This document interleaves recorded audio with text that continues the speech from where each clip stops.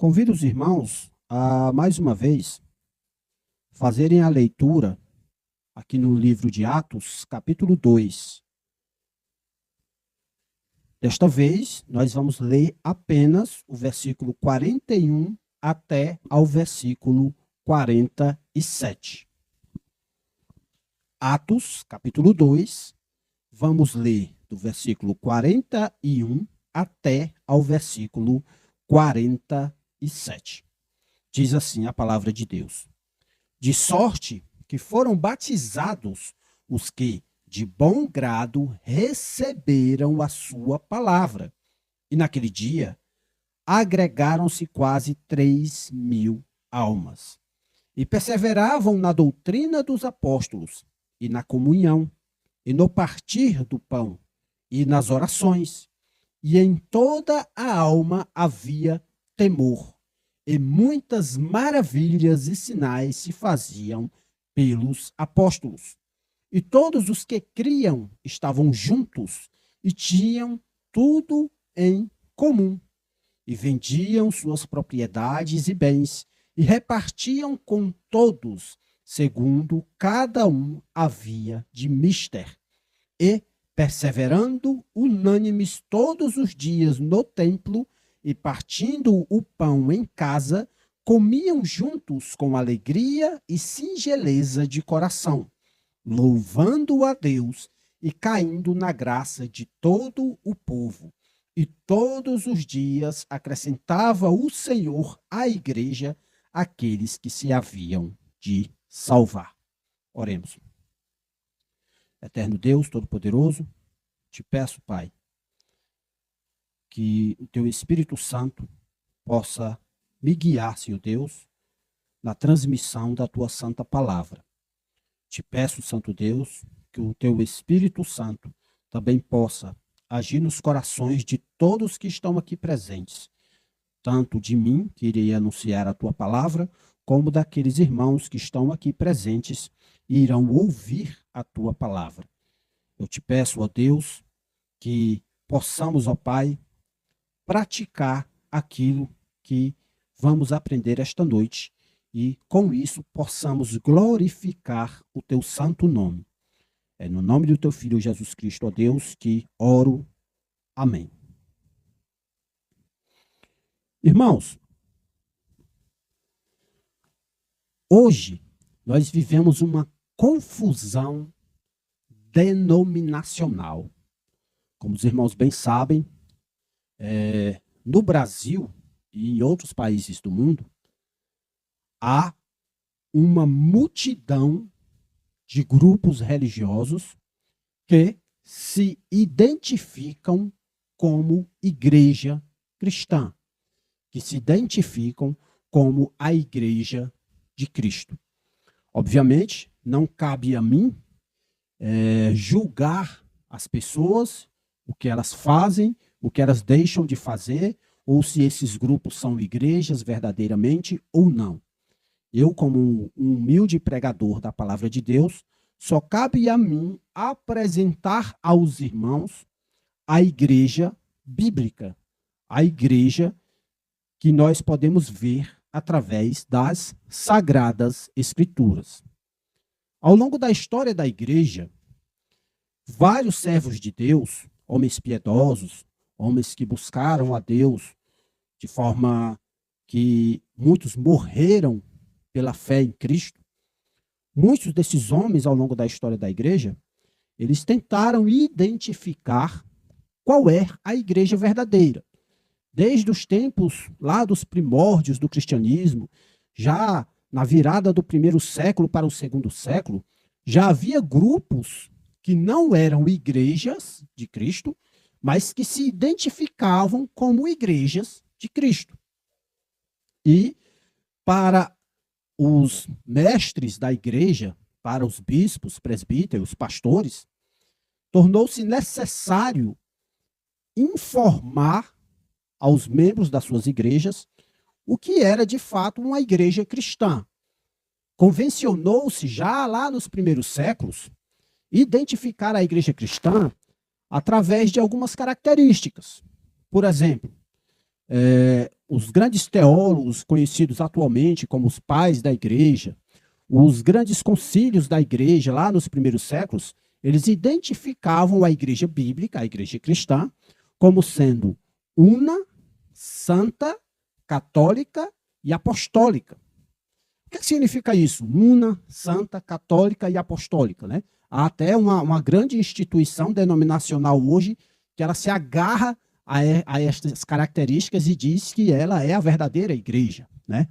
Mas o que significa isso? Significa dizer, una, significa dizer que a igreja ela é única no sentido de que Cristo morreu pela sua igreja no singular. A palavra igreja, lá em Mateus capítulo 16, quando fala que ele edificará a sua igreja, ela está no singular. Nesse sentido singular, a igreja é única. Isso significa dizer que Jesus Cristo, ele não tem duas noivas, ele tem uma noiva, que é a igreja. Tá? Ele tem um rebanho, que é a igreja. Ele tem um corpo, que é a igreja. Ok? Então, nesse sentido singular, a igreja ela pode ser identificada como una. Ok? Obviamente, nós vemos pelas escrituras que esta igreja una, ela se apresenta em comunidades locais, e essas comunidades locais, elas são plurais. Elas são identificadas na Bíblia em uma linguagem plural. Ela não é identificada como igreja no singular, mas como igrejas no plural. O apóstolo Paulo, várias vezes, ele se refere à igreja de Cristo como as igrejas que estão espalhadas, né? Nós sabemos que lá um exemplo, né, para que os irmãos não fiquem sem um exemplo bíblico, nós sabemos que lá em 1 Coríntios capítulo 11, quando ele vai tratar sobre a questão do uso do véu, lá no finalzinho, no versículo 15 ou é o versículo 16, ele vai usar essa expressão igrejas no plural. Então, biblicamente falando, nós temos dois aspectos, dois sentidos em que a palavra igreja ela é utilizada. Uma delas é no sentido singular, que a igreja é única, e a outra dela é no sentido plural, em que a igreja única do Senhor Jesus Cristo se apresenta de forma visível nas comunidades locais. É por isso que a Bíblia ela identifica as igrejas, muitas vezes, com o nome da localidade onde ela está. A igreja de Corinto, a igreja de Tessalônica, a igreja de Esmirna, né? Lá no livro de Apocalipse, nós temos 7 cartas enviadas a 7 igrejas, no plural, tá? Diferentes, tá? Essas igrejas, no plural, fazem parte do único corpo, que é o corpo de Cristo, a igreja, no singular, de Cristo, tá? Então, isso é a igreja una. A igreja santa é mais fácil de você explicar, que é no sentido que ela foi separada para Deus. Ela é santa nesse sentido. Ela é una, santa e ela é católica. O que significa essa expressão católica? Essa expressão católica é uma expressão que vem do latim, que também vem do grego, que significa universal, significa mundial. Existem até 3 grupos religiosos muito grandes, como os irmãos sabem, a Igreja Católica Romana, existe a Igreja Universal do Reino de Deus, existe a Igreja Mundial, lá, né, do apóstolo que prega lá com o chapéuzão lá de vaqueiro, né?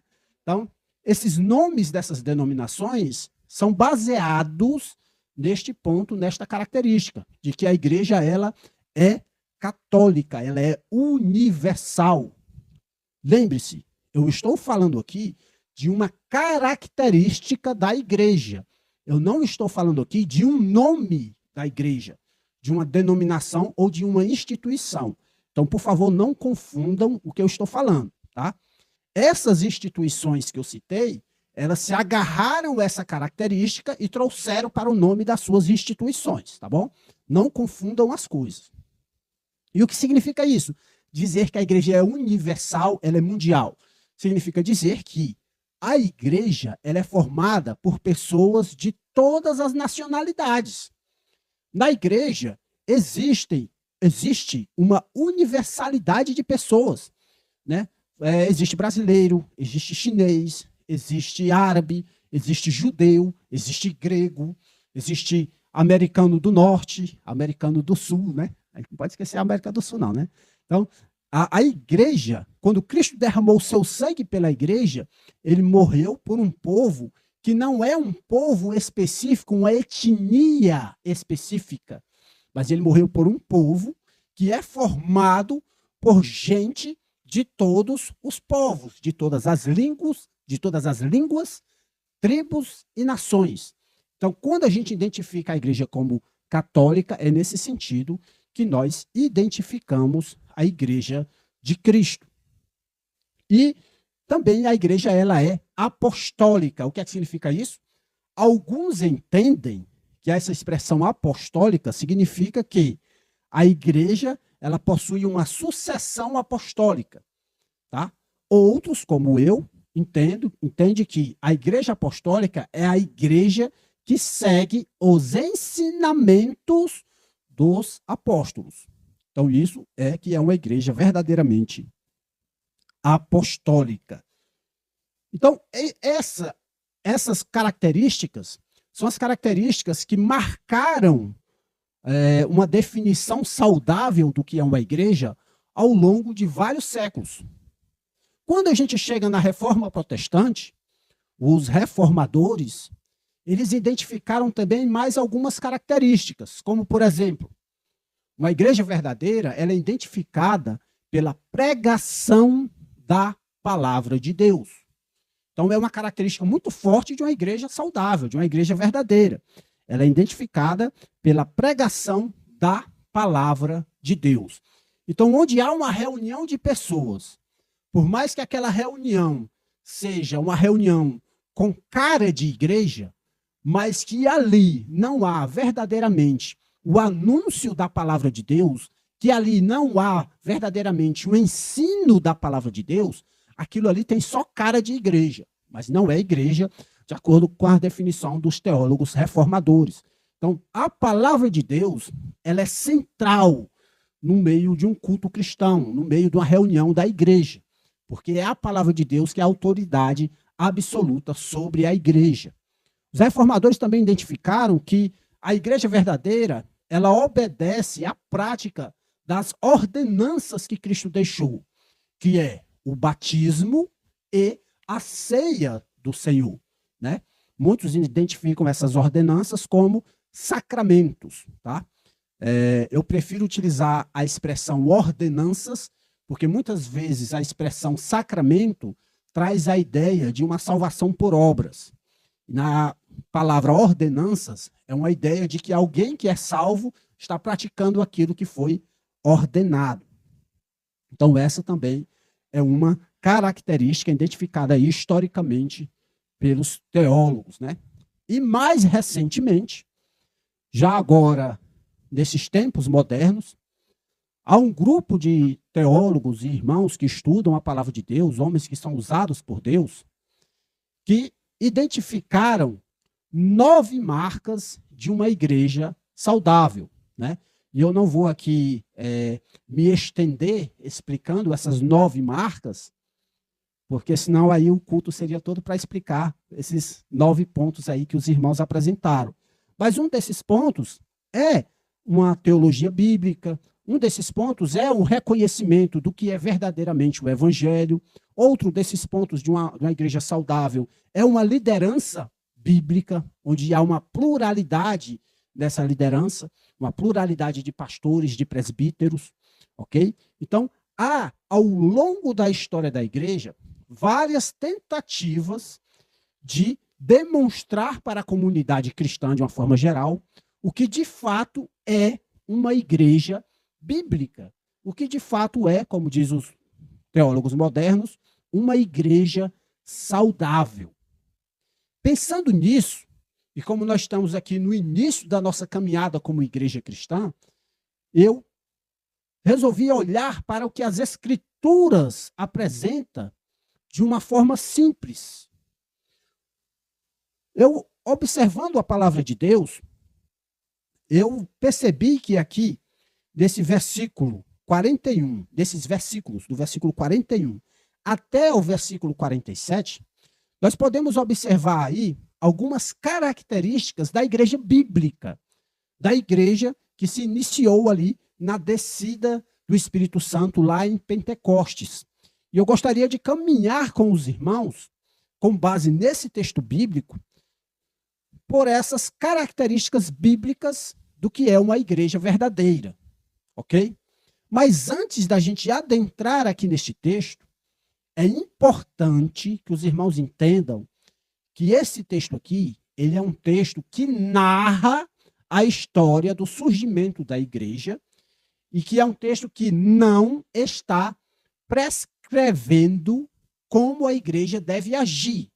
Ele está apenas narrando como a igreja que surgiu lá no primeiro século, logo após a descida do Espírito Santo, como essa igreja agiu naquele período.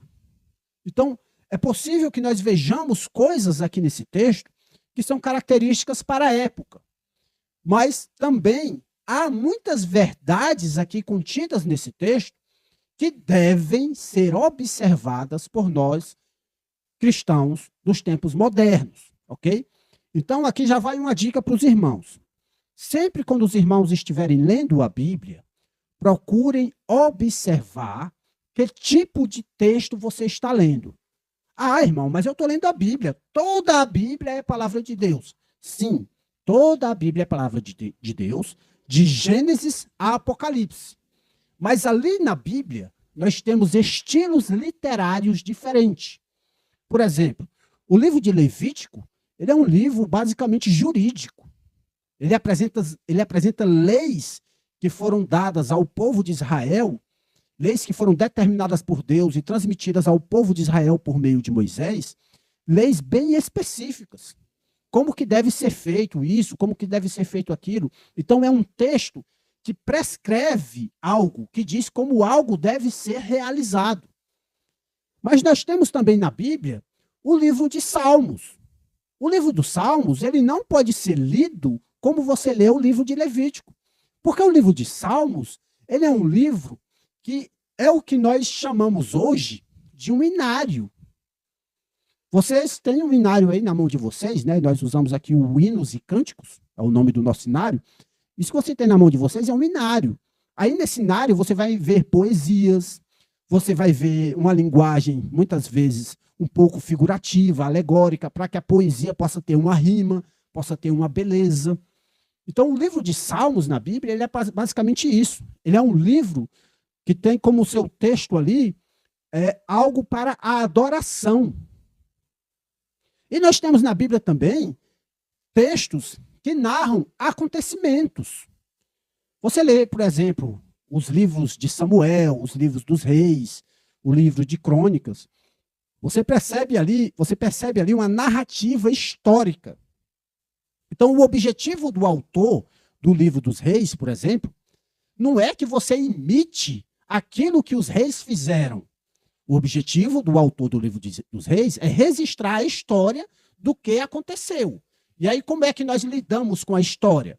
Por exemplo, quando nós vamos para uma sala de aula estudar a matéria de história, nós descobrimos como é que o Brasil foi descoberto, como é que aconteceu a Segunda Guerra Mundial, a Primeira Guerra Mundial. Quando nós aprendemos essas aulas de história, como é que a gente lida com isso? A gente vai imitar o que aqueles homens fizeram ou a gente vai aprender com os erros e com os acertos dele? Então, há uma maneira de você lidar com um texto histórico, ok? O que nós temos aqui no livro de Atos é basicamente isso. Nós temos no livro de Atos um registro histórico de um homem chamado Lucas, o qual ele resolveu escrever esse tratado para dar continuidade ao primeiro tratado que ele tinha escrito. Que tratado foi esse? Foi o Evangelho de Lucas.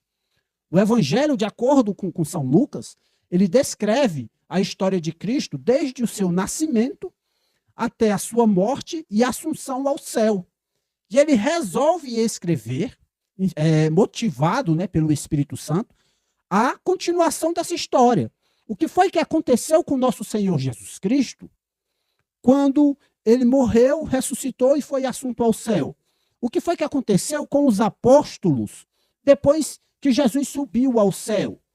Como é que a igreja ela surgiu? Como é que a igreja chegou em Antioquia?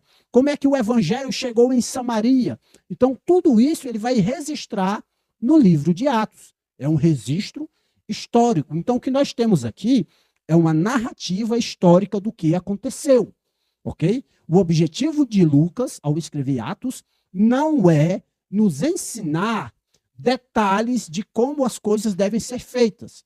O objetivo de Lucas, no livro de Atos, é mostrar o que foi feito. E a partir disso, nós sabendo do que foi feito, nós possamos aprender com base no exemplo que eles deram, né? Pode ser exemplos positivos e pode ser exemplos negativos.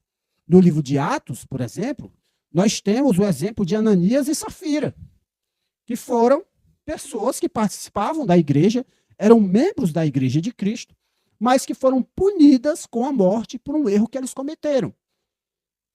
Isso significa que nós estamos aprendendo com os erros que eles cometeram, a não fazer da forma como eles fizeram. Mas também nós temos no livro de Atos vários exemplos positivos. A história do apóstolo Paulo, a história do evangelista Filipe, onde nós aprendemos de forma positiva a seguir o exemplo desses homens de Deus. Então, tendo dado essa introdução a respeito do que nós vamos ver aqui, nós podemos agora ver diretamente o que é que a palavra de Deus diz. Obviamente, hoje à noite eu não vou conseguir tratar de todos os pontos, porque eu quero tratar esses pontos com os irmãos de forma minuciosa para que possamos aprender e pôr em prática nas nossas vidas os exemplos positivos aqui encontrados, ok? O primeiro versículo que nós vamos ler é o versículo 41. O versículo 41, ele diz o seguinte: de sorte que foram batizados os que de bom grado receberam a sua palavra. E naquele dia agregaram-se quase 3.000 almas. Então, só para que os irmãos possam entender aqui o contexto, o livro de Atos começa com o fato de que Jesus Cristo morreu e ressuscitou. E aí, Lucas continua dizendo que Jesus Cristo ficou 40 dias com seus discípulos, falando a respeito do reino de Deus. E aí Jesus Cristo promete aos seus discípulos que o Espírito Santo iria descer, né? Que eles seriam cheios do Espírito Santo. Isso acontece em Atos capítulo 2. Os discípulos estão reunidos esperando a promessa do Senhor. O Espírito Santo vem, enche aqueles apóstolos e aquelas pessoas que estão ali reunidas com ele, aproximadamente 120 pessoas. Como evidência dessa descida do Espírito Santo e como um sinal, como estava profetizado lá no livro de Isaías, aquelas pessoas começam a falar em línguas essas que eram desconhecidas por eles, mas que foram reconhecidas por todos aqueles judeus que estavam ali naquele momento, pois aquele momento lá em Jerusalém era um momento de festa, né? Era o momento do Pentecostes, era uma festa que acontecia 50 dias após a Páscoa, e aquelas pessoas perceberam que aqueles galileus, homens simples da Galileia, estavam falando seus idiomas. E aquilo espantou muita gente se reuniu para ver o que é que estava acontecendo. E aí, de repente, Pedro pega aquela oportunidade, cheio do Espírito Santo, e começa a explicar àquelas pessoas que estavam ali o que é que de fato estava acontecendo. Pedro, ele vai para as escrituras do Antigo Testamento, ele olha para as profecias, principalmente para a profecia de Joel, e diz que o que estava acontecendo ali era a promessa que Deus havia dado de que derramaria o seu Espírito sobre todos. E aí, quando Pedro explica isso, ele fala que o Senhor Jesus Cristo, aquele que foi morto pelos próprios judeus ali, esse Senhor Jesus Cristo é o Messias, é o Senhor que haveria de vir, e ele convida, obviamente eu estou falando aqui de uma forma bem resumida, tá? E ele convida a todos aqueles que estão ali presentes a se arrependerem dos seus pecados e serem batizados, porque a promessa se cumpriu. O Messias que havia de vir veio, e Deus está convocando todos ao arrependimento e à fé, para que possam ser salvos. E aí aqueles homens, a partir do versículo 37, nós podemos perceber que aqueles homens eles ficaram, mas e aí, o que é que a gente tem que fazer agora? A gente está vendo que você tem razão. A gente está vendo que a sua mensagem é verdadeira. De certa forma, obviamente, o Espírito Santo já agindo ali naquele momento, convencendo do pecado, da justiça e do juízo. Então, aqueles homens, eles perguntam aos apóstolos, o que é que a gente tem que fazer? E os apóstolos falam, arrependam-se e sejam batizados. E aí, o que é que acontece? De sorte, no versículo 41, que foram batizados os que de bom grado receberam a sua palavra. E aqui nós temos a característica que eu quero tratar com vocês hoje. Como eu falei no início, uma das características que os teólogos ao longo da história olharam para as Escrituras e perceberam que a igreja verdadeira faz é a igreja batiza. A igreja bíblica e a igreja cristã, ao longo de toda a história da igreja, ela batiza. Nós sabemos que há grupos diferentes que pensam de forma diferente a respeito do batismo. Como que o batismo deve ser feito? Deve ser feito por efusão, por aspersão, por imersão. Quem pode batizar? Qualquer cristão? Ou tem que ser alguém incumbido dessa responsabilidade? Ou tem que ser um sacerdote? Né? Há divergências teológicas a respeito do batismo, mas a igreja cristã, de uma forma geral, ela reconhece que o batismo é uma prática bíblica e é uma prática da igreja de Cristo. E nós vemos isso no livro de Atos, desde o início da igreja. Como diz aqui a palavra de Deus, que depois daqueles homens terem ouvido o evangelho, e eu quero que vocês prestem bastante atenção nisso, depois que aqueles homens ouviram a pregação do evangelho que foi anunciada ali pelo apóstolo Pedro, aqueles homens, eles foram batizados. Aqueles homens e mulheres, obviamente, né? Aqui o texto diz que naquele dia agregaram-se ali à igreja de Cristo, por meio do batismo, quase 3.000 almas. Imagina aí, viu? Que evangelismo potente, né? Mas não pela eloquência do pregador, não pelo poder humano, mas pelo poder do Espírito Santo. Aqueles homens foram convencidos do pecado, da justiça e do juízo, se arrependeram dos seus pecados, entenderam que precisavam se batizar para demonstrar esse arrependimento, e de fato eles foram batizados naquele mesmo dia. E o que é que nós aprendemos aqui a respeito do batismo? Não vamos entrar aqui nas discussões, se é por efusão, por aspersão, por imersão, mas eu quero que vocês observem algo muito importante. Foram batizados, de acordo com o texto, no versículo 41, foram batizados os que de bom grado receberam a sua palavra. Então nós temos ali Pedro anunciando o evangelho, e nós temos ali pessoas ouvindo o evangelho, e as pessoas que foram batizadas foram aquelas que aceitaram aquela palavra. Aquelas de bom grado aceitaram aquela palavra. Ninguém foi, aqui nesse texto, obrigado a ser batizado. Foram batizados aqueles que de bom grado receberam aquela palavra. Por que isso é importante, irmãos? Irmãos, já aconteceu ao longo da história da humanidade, principalmente depois que a igreja ela se juntou ao Estado, já aconteceu muitas vezes de quando um Estado ou um império cristão, ele dominava uma determinada nação ou um determinado povoado, já aconteceu algumas vezes de aquelas pessoas serem obrigadas a serem batizadas.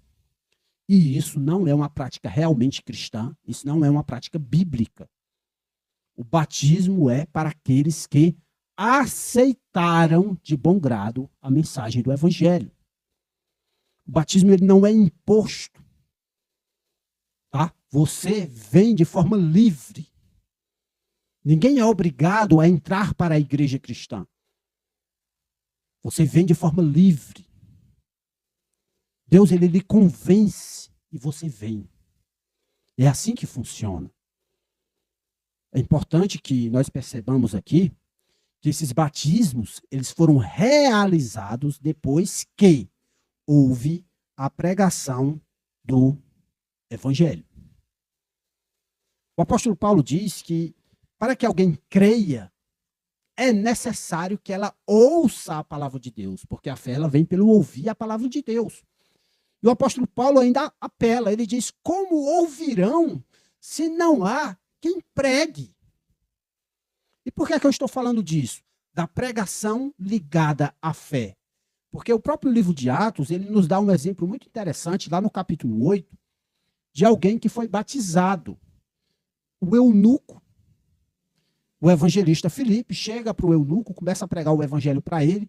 Nós não sabemos quanto tempo ele levou essa duração do evangelho. O Lucas, aqui ao escrever o livro de Atos, ele não nos dá os detalhes, mas de alguma forma o eunuco, ele já sabia que precisava ser batizado. Tanto é que a pergunta parte dele. A pergunta, ela parte do eunuco. O eunuco olha para o Filipe e diz assim: olha, eis aqui água, o que é que impede que eu seja batizado?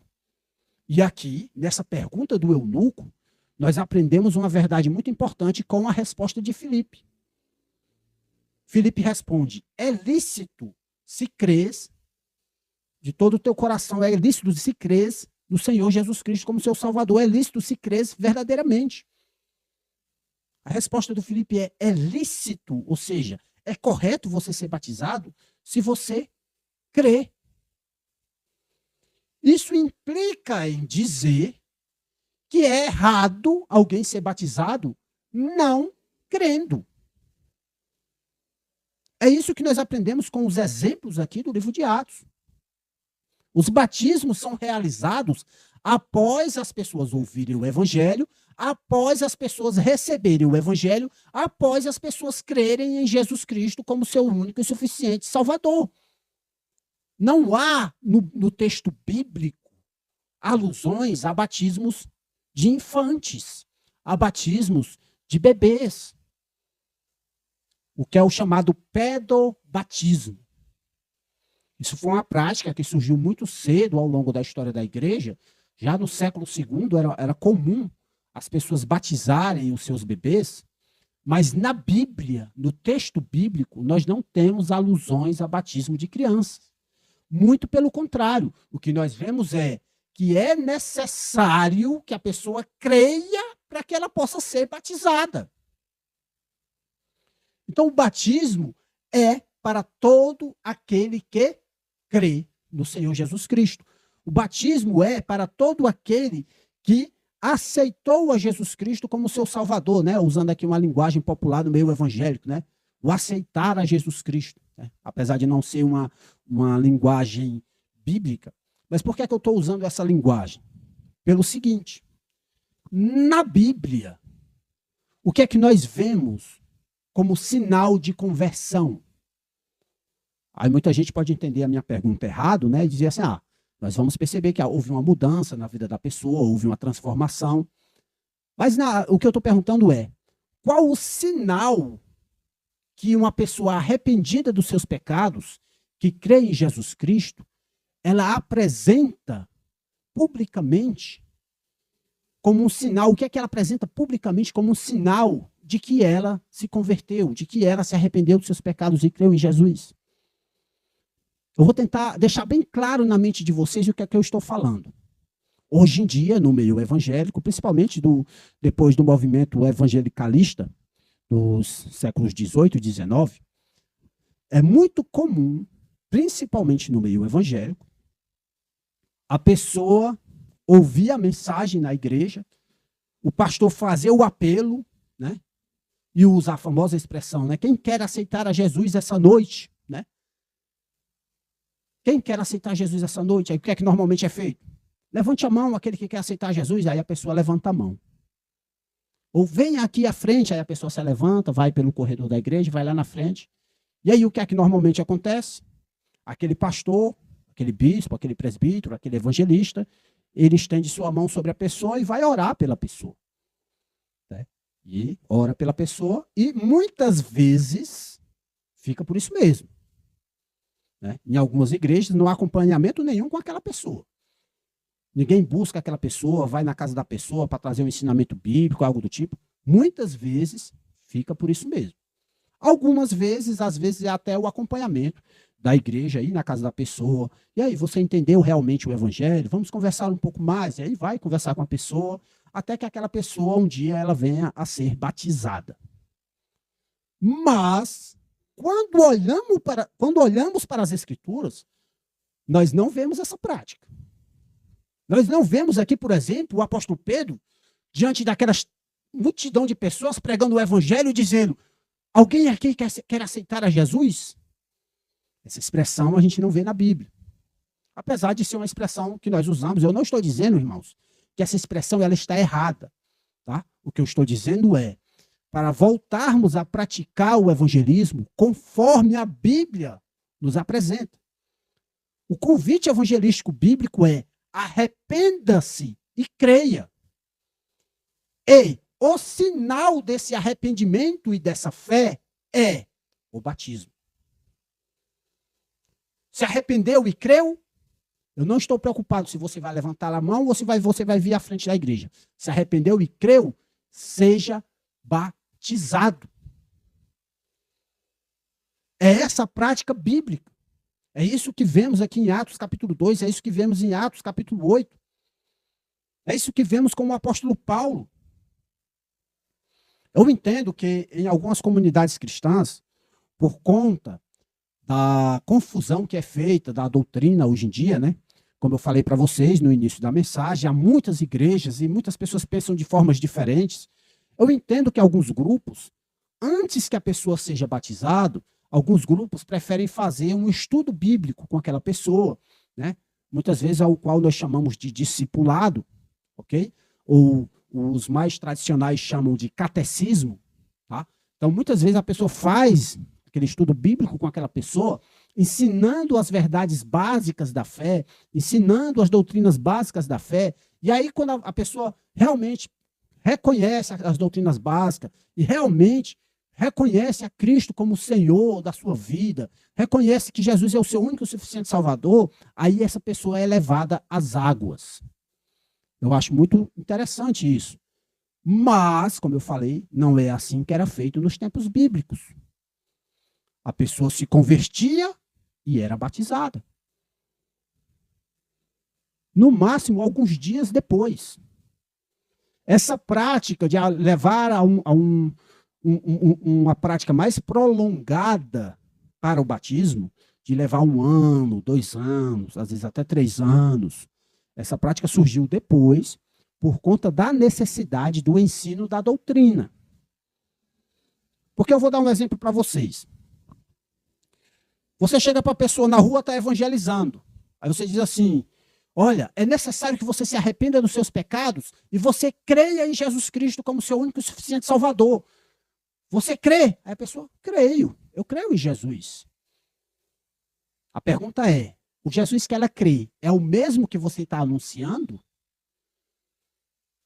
Porque talvez o Jesus que ela crê seja um Jesus que é ensinado por uma ideologia política de esquerda. Quem sabe, né? Um Jesus comunista, socialista. Um Jesus que era um revolucionário, um rebelde no período do Império Romano. Não é esse Jesus que é apresentado na Bíblia. O Jesus que é apresentado na Bíblia é aquele que é o Messias, aquele que é plenamente Deus e ao mesmo tempo plenamente homem. É aquele que governa o universo, é aquele que morreu pelos seus pecados. Ele não morreu como alguém vítima da sociedade, vítima do imperialismo. Jesus, ele morreu porque ele se ofereceu para morrer em nosso lugar.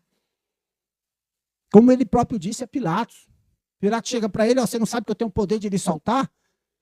Nenhum poder você tem se não fosse lhe dado do alto. Se eu quisesse agora, vinham legiões de anjos aqui e me resgataria, ponto final. Percebe como são pessoas diferentes que as pessoas creem? O Jesus da Bíblia é um. O Jesus que está na cabeça de muitas pessoas por aí é outro. Então, por isso, muitas vezes, torna-se necessário o ensino básico das doutrinas da fé para que a pessoa entre na igreja sabendo o que é que ela está fazendo, sabendo em que ou em quem ela está crendo. Então, muitas vezes isso é necessário, mas isso também não é uma regra. Olha, para batizar alguém tem que durar no mínimo 1 ano, 2, 3 anos. Por quê, irmão? Não, porque a gente não sabe se a pessoa vai ficar na igreja de verdade, então a gente vai testar ela, né? Que conversa é essa, meu irmão? Quer dizer que o cara passa 4 anos estudando teologia no seminário, isso significa que ele nunca vai se desviar? Quantos pastores desviados tem por aí? Então o propósito não pode ser esse. O propósito tem que ser o ensino do evangelho. A partir do momento que você ensinou o evangelho de maneira correta, de maneira como a Bíblia ensina, e que aquela pessoa realmente entendeu aquele evangelho, e ela se arrependeu dos seus pecados e crê, ela pode e deve ser batizada. Ok? Né? Só a título de curiosidade, que eu sei que alguns pensam, né? Eu entendo biblicamente, isso a gente pode ver em outras mensagens ou em estudo, vocês podem me perguntar depois. Eu entendo biblicamente que a forma correta de batismo é a imersão, ok? É mergulhando a pessoa ali na água e trazendo ela de volta, né? Simbolizando ali a morte e a ressurreição da pessoa em Cristo Jesus, tá? Mas não é o ponto aqui da mensagem. O ponto aqui da mensagem é a igreja cristã verdadeira, autêntica, ela batiza.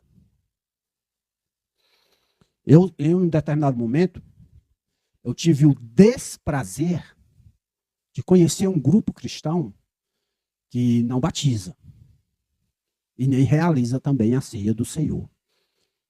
Eles dizem que a ceia do Senhor que nós realizamos é a ceia das migalhas. Olha só como é que eles tratam. Eles dizem que o batismo é um banho. Isso é só um banho. Isso não representa nada. Isso não é para nós hoje.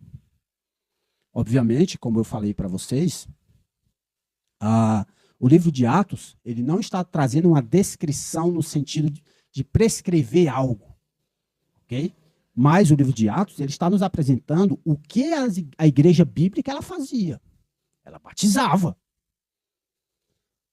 Pelas cartas do apóstolo Paulo, que aí sim é algo prescritivo, como as coisas devem ser feitas, nós percebemos que a igreja continuava batizando.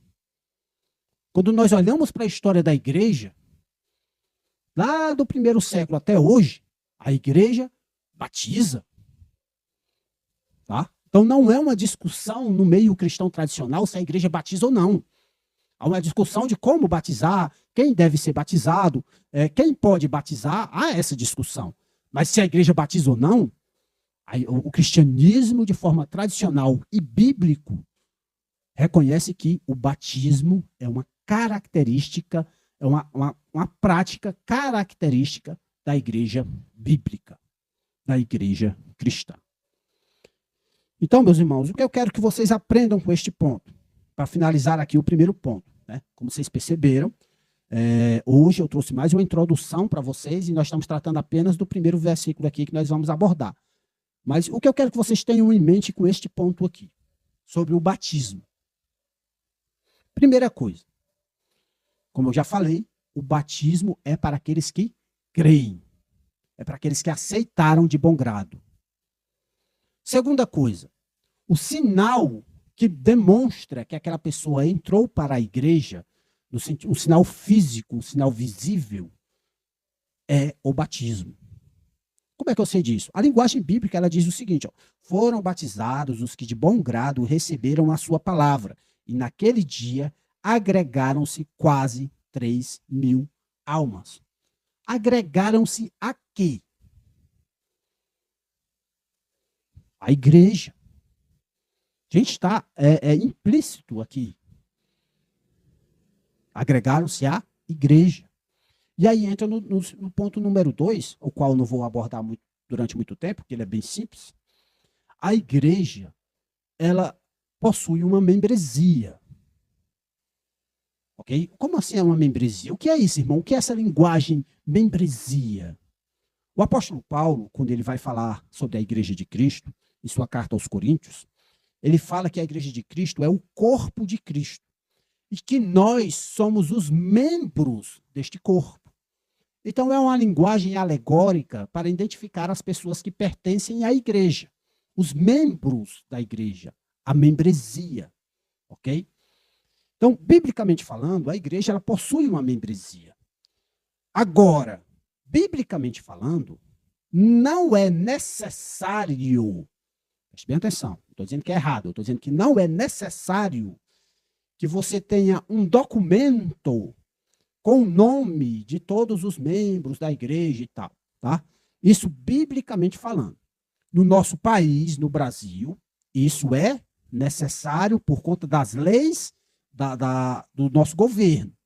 O nosso governo, ele exige que a igreja, quando ela está estabelecida, ela tenha a lista dos seus membros, né? As pessoas que, principalmente numa igreja congregacional, onde são os membros que tomam as decisões do que vai acontecer ou não, tá? Não é sobre isso que eu estou falando, e é isso que eu quero que vocês entendam. Quando a Bíblia fala em membresia da igreja, não é algo que você oficializa num cartório. Quando a Bíblia fala de membresia de igreja, é algo de relacionamento e é algo onde há uma ligação espiritual. Ok? O que liga o meu braço ao meu tronco, tem várias coisas aqui, tem pele, tem nervos, tem músculo, tem as conexões aqui dos ossos, mas isso não é visto a olho nu. Né? Do mesmo modo, é o corpo de Cristo. O que me liga a vocês como membros do corpo de Cristo é algo que nós não vemos a olho nu. É uma ação do Espírito Santo. O Espírito Santo ele nos conecta uns aos outros de tal forma que nós formamos um corpo. O Espírito Santo ele nos conecta uns aos outros de tal forma que nós somos uma família espiritual, o rebanho de Cristo. E é sobre isso que nós temos que dar atenção a respeito da questão da membresia. Gente, por exemplo, caminhando aqui para o fim. Quando você tem um dedo na sua mão e esse dedo ele pega uma infecção e ele começa a apodrecer, a primeira coisa que você faz é procurar o médico, né? E quando chega lá no médico, muitas vezes os remédios, né? Eu vou tirar o muitas vezes que eu disse, né? Vamos colocar algumas vezes os remédios que o médico dá não conseguem tratar aquela infecção. Por quê? Porque há um corpo estranho ali, talvez, no seu dedo. Aquele corpo estranho ele precisa ser retirado. Há algo que foi inserido ali no seu dedo, talvez uma ferpa de pau, né? Ferpa de pau, é um novo. Inserido ali no seu dedo, e é o que o médico vai dizer assim: há um corpo estranho aqui. Ou você retira esse corpo estranho, ou essa infecção ela vai se generalizar e o seu corpo ele morre. No corpo de Cristo, na igreja, às vezes acontece de ter um corpo estranho ali no meio. De ter alguém ali que acha que é membro do corpo de Cristo. Eu estou aqui no meio e tal. A Bíblia, ela nos dá os remédios para a gente tratar isso daí. Mateus, capítulo 18, 1 Coríntios, capítulo 5. Existe uma coisa chamada disciplina. O que é a disciplina no meio do corpo de Cristo? Um irmão comete um determinado pecado. O outro irmão viu esse pecado. Qual é a obrigação desse irmão de acordo com Mateus capítulo 18? Vai ao seu irmão, olha o remédio. Vai ao seu irmão. Irmão, você pecou. É necessário que você se arrependa desse erro. Não continue fazendo isso, não. Isso vai lhe trazer desgraça espiritual, isso vai lhe trazer desgraça para sua família. Isso vai ser terrível para o corpo de Cristo. Arrependa-se, irmão, antes que seja pior. E aí o irmão, não, eu estou de boa, eu vou continuar fazendo. Aí o que é que a Bíblia ensina? Pega outro irmão, vai 2 ou 3 agora. Aí vai lá, em amor, tá, gente? Vai pegar 2 ou 3 e, agora vamos lá resolver esse negócio aí. Não, não é assim, não. Orem primeiro, não, vamos orar pelo irmão, para que ele entenda a exortação que nós vamos dar a ele. Aí vai lá, conversa com o irmão, você está em pecado, você precisa mudar. Você precisa isso, aquilo, outro. Ele, não quero saber, não. Aí o que é que a Bíblia ensina? Terceiro passo. Leva a situação para a igreja. Aí, mesmo assim, aquele irmão não se arrependeu. O que é que a Bíblia ensina? A partir de agora, ele não é mais nosso irmão. Trata ele como um publicano, como alguém que é um traidor. Você entende? Esse é o remédio bíblico. Por quê? Porque pode ser que aquele cara fosse um corpo estranho no meio da igreja. Ou ele pode ser até um verdadeiro membro da igreja, mas essa disciplina vai ser usada para que ele possa ser, como a própria palavra diz, disciplinado e reconhecer o seu erro e assim ele voltar ao seio da igreja. E o que é que a igreja faz quando ele voltar? Você se arrependeu, irmão, dos seus pecados? Me arrependi. O que é que se arrepender? Não querer voltar a fazer aquilo, né? Então, aquele irmão, ele é recebido novamente quando ele se arrepende no meio da membresia da igreja. É por isso que é forte a linguagem bíblica. Quando alguém é excluído da membresia da igreja, quando alguém é excluído da membresia da igreja, essa pessoa, de acordo com as escrituras, você não é para estar convivendo com ela, não, como se nada tivesse acontecido, não. Ele traiu a fé, ele renegou o seu Senhor, ele trouxe escândalo para o corpo de Cristo. Ele vai ser tratado não mais como um membro da família, mas agora como um estranho. No mundo em que nós convivemos hoje, isso é difícil. Aí quer dizer que se ele vier na minha casa, meu irmão, eu não vou mais receber ele. Nos tempos bíblicos, estou dizendo nos tempos bíblicos, não hoje, tá? Nos tempos bíblicos, quando você recebia alguém na sua casa e você compartilhava uma refeição com essa pessoa, isso significava que você estava em comunhão com aquela pessoa. Você recebia ela na sua casa. É tipo assim como nós usamos hoje no popular. Não, esse aqui é dos meus. Quando alguém era excluído da igreja, a igreja não dizia mais isso. Esse daí não é dos nossos mais não, viu? É isso que a igreja fazia. Mas hoje não. Hoje, meus irmãos, a membresia da igreja, muitas vezes, infelizmente, se resume a um papel lá atrelado ao estatuto da igreja, aos documentos da igreja, em que o nome da pessoa é colocado e é retirado, como se aquilo ali fosse uma coisa qualquer, uma coisa banal. Não é isso que a Bíblia ensina. Você tirar a pessoa da membresia de uma igreja é algo sério. Isso só pode ser feito se ela cometeu um pecado. Isso só pode ser feito se ela pecou. Isso não pode ser feito por conta de, vamos analisar aqui uma situação, porque é necessário que isso aconteça, coisas humanas. Nós estamos falando de coisa séria. E nós vemos aqui no livro de Atos que ele descreve a quantidade de pessoas que foram agregadas à igreja naquele dia. E o que é que isso aí ensina para nós? Isso aí ensina para nós, irmãos, que a membresia da igreja é importante. Se isso não fosse importante, eles não estavam preocupados em contar quantas pessoas entraram, não. Eram quase 3 mil pessoas. Tu acha que eles estariam preocupados? Por que ele não disse assim, uma multidão aceitou a Cristo naquele dia. Uma multidão se arrependeu. Não é isso que ele fala. Ele fala, 3 mil agregaram-se. Ele usa até essa expressão, agregaram-se naquele dia. Percebe isso? Como eles tratam a membresia como algo importante. A quantidade de pessoas que pertencem à igreja como algo importante. Vocês percebem esse detalhe? Então, nós vemos aqui, apenas nesse versículo 41, 2 coisas importantes na igreja cristã hoje. Batismo e a membresia da igreja. Isso é importante. E como é que funciona a membresia da igreja? Biblicamente falando, alguém se convertia e, como um sinal dessa conversão, ela proclamava publicamente que tinha se convertido, e ela fazia isso como? Por meio do batismo.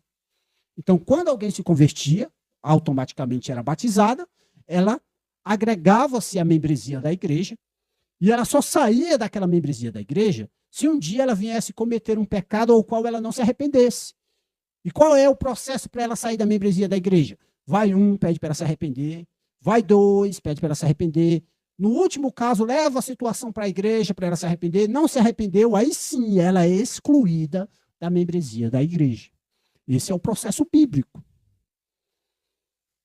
Infelizmente, nós vivemos hoje uma sociedade que abre as portas da igreja, uma porta bem larga, e a porta de saída da igreja é uma porta bem estreitinha. Então, aceita qualquer um na membresia da igreja, mas para excluir o negócio é difícil. É por isso que está cheio de bode no meio das ovelhas, meus irmãos. A Bíblia, ela ensina os dois processos. Ela ensina o processo de entrada e ela ensina também o processo de retirada. As duas coisas têm que ser observadas com relevância. Por outro lado, há aqueles que eles não deixam apenas uma porta estreita, né? Como vamos usar a linguagem do nosso Senhor Jesus Cristo, né? A porta estreita, porque quem passa por ela, né? Eles não deixam apenas uma porta estreita. Eles fecham a porta completamente, que não entra mais ninguém. E agora, para você ser membro da igreja, você não precisa apenas do arrependimento e da fé, não. Você precisa do arrependimento, da fé, de comprar uma roupa nova, porque agora tu vai ter que andar de vestido dos pés à cabeça, tu vai ter que usar uma roupa não sei o quê, o homem vai ter que usar um paletó, uma gravata. Aí tu quer ser membro da igreja, tu tem um paletó na tua casa para ser membro da igreja? Meu irmão, aí não é mais uma porta estreita, não, vai fechar, foi a porta mesmo. Aí como é que entra para a membresia de uma igreja dessa? Então, meus irmãos, eu quero que vocês observem isso. Biblicamente, batismo e a membresia da igreja deve ser levado em consideração.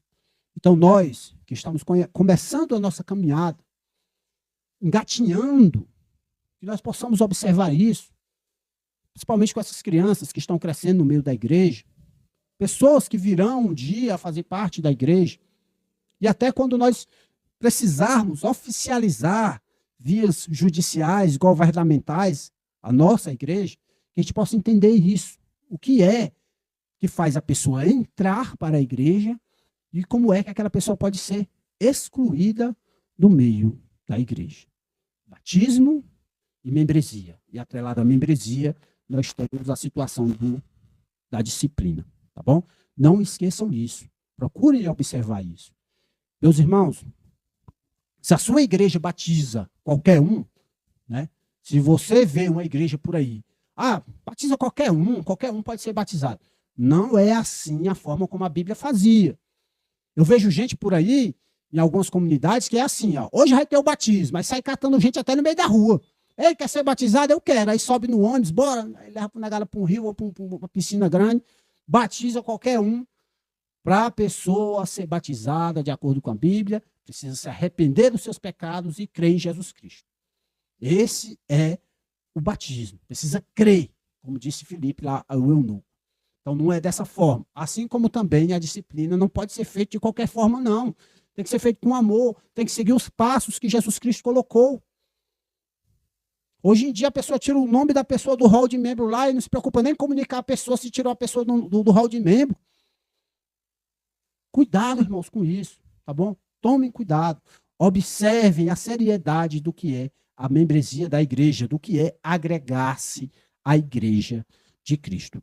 Então, irmãos, nas próximas mensagens, se Deus permitir, nós vamos tratar sobre outros pontos que nós veremos aqui ao longo dessa caminhada aqui desse texto. Nós veremos sobre a doutrina dos apóstolos, no versículo 42, nós veremos sobre a comunhão, ainda no versículo 42, nós veremos sobre a ceia do Senhor, também ainda no mesmo texto aqui, e outros pontos mais que são necessários para que nós, como igrejas, possamos crescer de forma saudável aqui na nossa comunidade, tá bom? Então, meus irmãos, que Deus abençoe a todos vocês.